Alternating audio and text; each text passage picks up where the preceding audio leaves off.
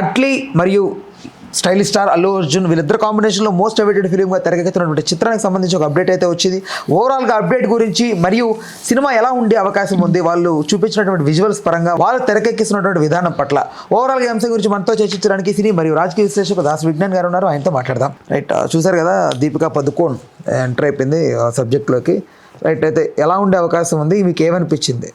నాకు ఇంతకుముందు అట్లీ సినిమాలు ఏదో చేస్తున్నాడులే అన్నట్టు ఉండేవి, కానీ for the first time promise చెప్తున్నా, నాకు అట్లీ తెగ నచ్చేసాడు. ఇంత విజన్ ఉందా ఈ అబ్బాయిలో నాకు ఇప్పుడే అర్థమైంది. శంకర్ శిష్యుడు కదా.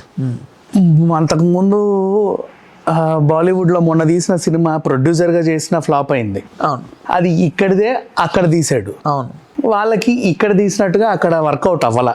సరే పోనీలే, అది ఏదో ఇప్పుడు మనకి ఛత్రపతి ఏమైనా వర్కౌట్ అయిందా, కొన్నిసార్లు ఇప్పుడు భైరవం ఏమైనా వర్కౌట్ అయిందా, కొన్ని అంతే వేరే లాంగ్వేజెస్కి వెళ్తే. అది ఈయన వైఫల్యం కాదు, నమ్మి ప్రొడ్యూస్ చేశాడు అంతే. ఈయన దర్శకత్వం అంటావా, ఆ భారీతనము, ఆ యాక్షన్ ఎపిసోడ్స్ కానీ ఇవన్నీ కూడా బాగుంటాయి, నాకు ఇష్టమే అంటే. బట్ ఇట్స్ ఓకేలే, ఒక కమర్షియల్ డైరెక్టర్. బట్ భలే ఎమోషనలైజ్ చేస్తాడు అట్లే యాక్చువల్లీ ఫిలిం త్రూ. నాకు కమర్షియల్ డైరెక్టర్ లాగానే అనిపించాడు ఇంతకుముందు అయితే. నాకు బాగా ఇష్టం అనిల్ రావిపూడి, రాజమౌళి, వీళ్ళు ఏంటంటే ఎమోషన్స్ని బాగా దగ్గరగా చూపించుకుంటారు. మణిరత్నం ఇట్లాంటి వాళ్ళు వేరు. ఈ మధ్య కాలంలో అనిల్ రావిపూడి. సో అట్లీ, లోకేష్ కనకరాజు వీళ్ళని అంటే కార్తీక్ సుబ్బరాజు వీళ్ళని ఒక కమర్షియల్ డైరెక్టర్స్ లానే చూశాను నేను, మంచి హిట్స్ ఉన్నప్పటికీ కూడా. ఇప్పుడు అట్లీలో ఉన్న పనితనం చూశాక నాకు ఇంకా అసలు ఏం మాట్లాడాలో అర్థం కావట్లా. ఇప్పుడు ప్రశాంత్ వర్మని నేను హనుమంత్ చూసిన తర్వాత I didn't expect that much of thing అతనిలో. అతను ఒక యూనివర్స్ క్రియేట్ చేస్తున్నాడని, అందులో అంతమంది సూపర్ హీరోస్ ఉంటారని తెలియదు. ఇప్పుడు ఇటు చూస్తేనేమో ఇది యూనివర్స్ క్రియేట్ చేస్తున్నాడా లేదా నాకు డౌట్, కానీ ఒక హీరోకి కానీ హీరోయిన్కి కానీ విన్యాసాలు చేయించాలి అంటే గివ్ దెమ్ సూపర్ పవర్స్. ఎలా అంటే ఒకప్పుడు మన టాలీవుడ్లో, మన తెలుగు ఇండస్ట్రీలోనే జై బజరంగ బలి అనే సినిమా వచ్చింది రాజేంద్ర ప్రసాద్తో. అతను ఏంటంటే ఇనుప మనిషి. అప్పుడు నువ్వు నిజంగా గుద్దితే ఎక్కడికో వెళ్ళిపోతావు, ఐ యాక్సెప్ట్ దట్. కానీ ఇప్పుడు మన హీరోలు అలా గుద్దితే వాడు ఆకాశంలోకి వెళ్ళిపోతున్నాడు కదా, అది నాట్ డైజెస్ట్ అవ్వదు అది. నెక్స్ట్, అప్పుడు నిజంగా ఘటోత్కచుడు అనే ఒక క్యారెక్టర్ని తెచ్చావు, ఆయన బయట నుంచి వచ్చాడు అని. సో ఆయన గదతో కొడితే నిజం నువ్వు వెళ్ళిపోవచ్చు, నువ్వు ముల్లోకాలు దాటి కూడా పోవచ్చు, నష్టం లేదు. బికాజ్ ఆ క్యారెక్టర్కి ఉన్న సూపర్ పవర్స్ అలాంటివి. రోబోని తెచ్చారు అదే సినిమాలో, ఆ క్యారెక్టర్కి ఉన్న సూపర్ పవర్స్ అలాంటివి. మన రోబో కూడా అసలు ఆ విన్యాసాలు ఆ రేంజ్లో నిజం. ఎందుకంటే ఆ క్యారెక్టర్కి ఉన్న సూపర్ పవర్స్ అలాంటి బ్యాలెన్సింగ్ అవుతుంది, క్యారెక్టర్కి ఉన్న పవర్ అలాంటిది. You can do. నువ్వు నార్మల్గా హీరో సూపర్, నీకేం పవర్స్ లేకుండా నువ్వు హెలికాప్టర్ని ఇలా తెచ్చి ఇవ్వడం, సో ఇలాంటివి ఏంటంటే అతి విన్యాసాలు. ఇంకా RRRలో కూడా ఉన్నాయిలే అమ్మ అతి విన్యాసాలు, అవన్నీ విన్యాసాలు అంటారు. RRRలో ఏమున్నాయి? ఎందుకు లేవు, RRR మొత్తం అతి విన్యాసాలే చెప్పాలంటే. బట్ అది మోస్ట్లీ న్యాచురాలిటీకి దగ్గర ఎక్కడా లేదమ్మా, అది అతి విన్యాసాలే అవన్నీ. బట్ ఏదో రాజమౌళి మ్యాజిక్ మనకి ఇష్టం కాబట్టి నచ్చింది అంతే. అతి విన్యాసాలు, అతికి మించి మితిమీరిన అతి, మామూలు అతి కూడా కాదు. అండ్ నెక్స్ట్, ఇప్పుడు ఈ అట్లీ గురించి ఎందుకు ఇంత చెప్తున్నాను అంటే, he given powers to the character.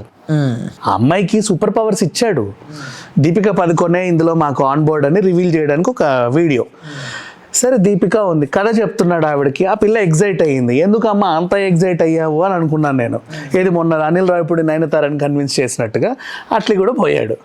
సరే ఫోన్లే ఆన్ బోర్డ్ వచ్చింది, ఏదో నచ్చింది అనుకుంటే then the rough work is going on.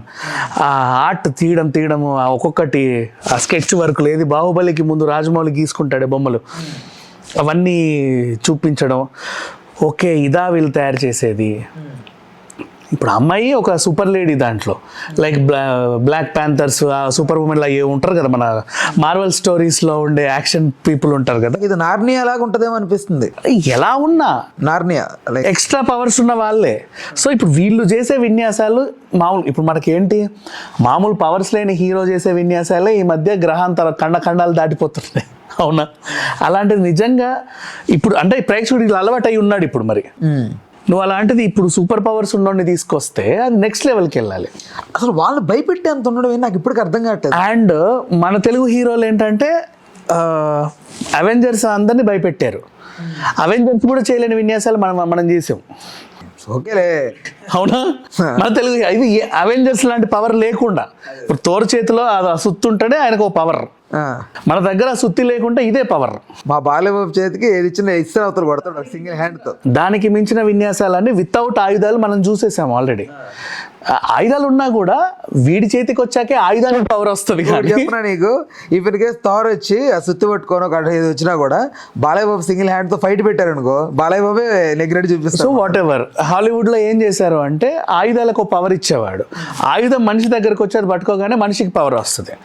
మన తెలుగు సినిమాల్లో ఏంటంటే మనిషి పట్టుకుంటే ఆయుధానికి ఓ పవర్ వస్తుంది. ఆయుధం వీడి చేతికి వచ్చిందంటే ఇంకా అవతలోడు అవుటే. ఇంకా ఇలాంటి సినిమాలను చూసున్నాం మనం. సో నువ్వు సూపర్ న్యాచురల్ పవర్స్ లేకుండానే ఇన్ని విన్యాసాలు చేసినప్పుడు అలా అలవాటైన ప్రేక్షకుడికి నువ్వు ఎక్స్ట్రా పవర్స్ ఇస్తే ఆ క్యారెక్టర్స్ని ఇంకా ఏ లెవెల్కి తీసుకెళ్ళాలి అనేది ఆయన చూపించాడు ఇప్పుడు. అట్లే నిజంగా చెప్తున్నా. సో ఈ అమ్మాయినే ఇంత పవర్ఫుల్గా చూపించావంటే నీ హీరో ఇంకెంత పవర్ఫుల్ ఉంటాడు, నీ విలన్ ఇంకెంత పవర్ఫుల్గా ఉంటాడు.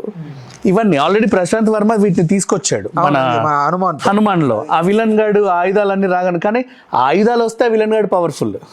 ఇప్పుడు కూడా అంతేలే, ఆయుధంతోనే ఏదో సంథింగ్. సో నెక్స్ట్ ఇప్పుడు మిరాయి కూడా ఉంది.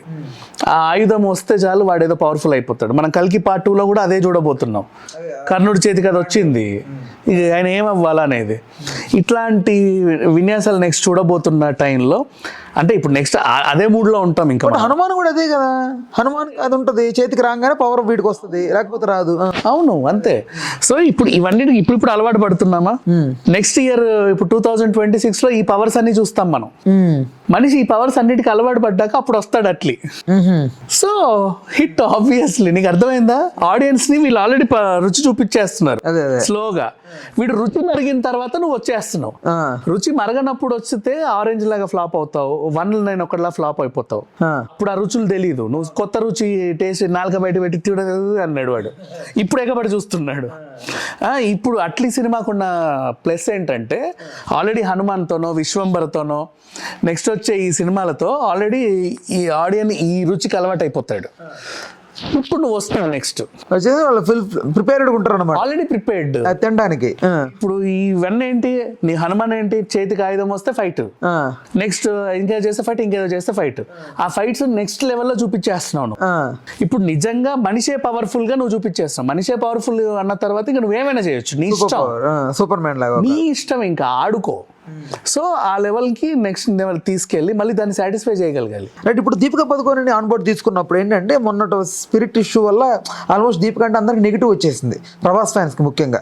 ఇప్పుడు రైట్ ఓకే కల్కి కాబట్టి ఆల్మోస్ట్ ఒప్పుకునే జరిగిపోయిన సబ్జెక్ట్ కాబట్టి పట్టించుకోరేమో. మేబీ ఇప్పుడు బండి విషయానికి వచ్చే టయానికి అది చిన్ని గాలి వాళ్ళకి స్పిరిట్ రిలీజ్ టయానికి ఇంకేదో ఈ బాయ్కాట్ అనే దాకా వస్తే అసలు ఇక్కడ దీపిక పదకొండు మీద నెగిటివిటీ ఎందుకు వచ్చిందంటే ఆ డైరెక్టర్ మీ వాడు కాబట్టి, ఆ పిల్ల మీది కాదు కాబట్టి. కానీ అక్కడ ఇష్యూ ఏంటి, 8 గంటలు పని చేయమన్నావు, లేదు నా వల్ల కాదు, నేను 6 గంటలు వస్తాను, 4 గంటలు వస్తానని ఆవిడ ఇష్యూ. చెప్పుకునే హక్కు ఆవిడకి ఉంది, అండ్ డిమాండ్ చేసే హక్కు నీకు లేదు. నువ్వు కన్విన్స్ చేసుకో. కాకపోతే అక్కడ సిచ్యువేషన్ కూడా మారింది. నువ్వు రోజుకి 8 గంటలు చొప్పున షెడ్యూల్ వేసుకున్నావు, నేను ఐ యాక్సెప్ట్ యూ. బట్ నువ్వు కూడా మర్చిపోయిన సిచ్యువేషన్ ఏంటంటే ఆ పిల్ల ప్రెగ్నెన్సీ ఉంది అని. ప్రెగ్నెన్సీ తర్వాత ఆవిడకి అవసరాలు నీకు తెలియదు, అప్పుడు నువ్వు తగ్గాలి. లేదు నువ్వు అప్పుడు చేసుకున్న అగ్రిమెంటే ఇప్పుడు ఉండాలి, అది ఇది ఇది అది ఇది ఇది నేను అట్లా ఉండకూడదు. నటికి కూడా అది వాళ్ళ హక్కు. అప్పుడు అంటే ఏదో చెప్పానండి, నాకు అప్పుడు టైం దొరికింది కాబట్టి చెప్పా.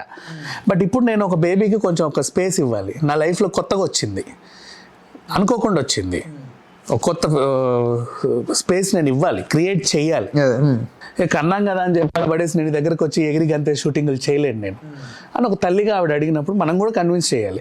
కాబట్టి ఇక్కడ నేను ప్రతిసారి ఏం చెప్తానంటే ఇక్కడ దీపిక వల్ల సందీప్ వంగ వల్ల గొడవ అవ్వాల, ఈ మధ్యలో ఉన్న పిఆర్ టీం వల్ల. ఇక్కడ జరిగేది ఒకటి, వాడు అక్కడ చెప్పేది ఒకటి, అక్కడ జరిగేది వీడు చెప్పేది ఒకటి, వీళ్ళిద్దరు మాట్లాడుకుంటే అసలు ఆ సిచ్యువేషన్ ఏ ఉండదు.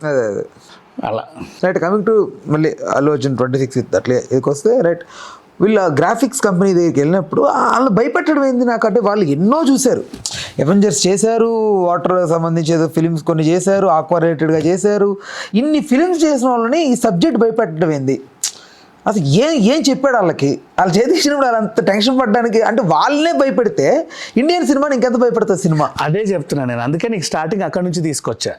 మన సినిమాలు, తెలుగు సినిమాలు ఏమయ్యాయంటే మనిషికి సూపర్ పవర్స్ లేనప్పుడే వీడు అవెంజర్స్ని దాటి విన్యాసాలు చేసాడు. ఓకేనా? సో నువ్వు మనిషికి పవర్స్ ఇచ్చినప్పుడు దాన్ని అసలు అవెంజర్స్ ఎందుకు పనికిరాని లెవెల్లో ఉండాలి. అది అవన్నీ చేసిన సంస్థ దగ్గరికి వచ్చి నువ్వు ఇది చెబితే వాడికి ఆబ్వియస్లీ ఆ ఫీలింగ్ వస్తుంది కదా. రైట్, వచ్చింది వాడికి, అదే వచ్చింది, అదే బయటకు వచ్చింది. మినిమం ఒక 1000 పెడతారా?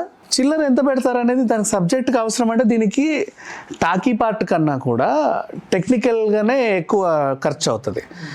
వీళ్ళు ఎంచుకున్న స్టూడియోకి అయితే మినిమం సమర్పించుకోవాలి, ఒక 1000 అవుతుంది అనుకుంటున్నాను. ఎందుకంటే వాళ్ళు ఆల్మోస్ట్ అలాంటివే చాలా చేస్తున్నారు కాబట్టి. బన్నీర్ 100 తీసుకుంటాడు ఈజీగా, అట్లే ఒక 100 తీసుకుంటాడు. అది వాళ్ళ ఇష్టం, పర్సనల్ థింగ్స్ అవి. Remunerations are personal. మనం మాట్లాడదు సినిమాకి ఎంత ఖర్చు ఉంటుంది అనేది అంటే ఇంచుమించు ఉంటే ఉంటుంది, తప్పులేదు.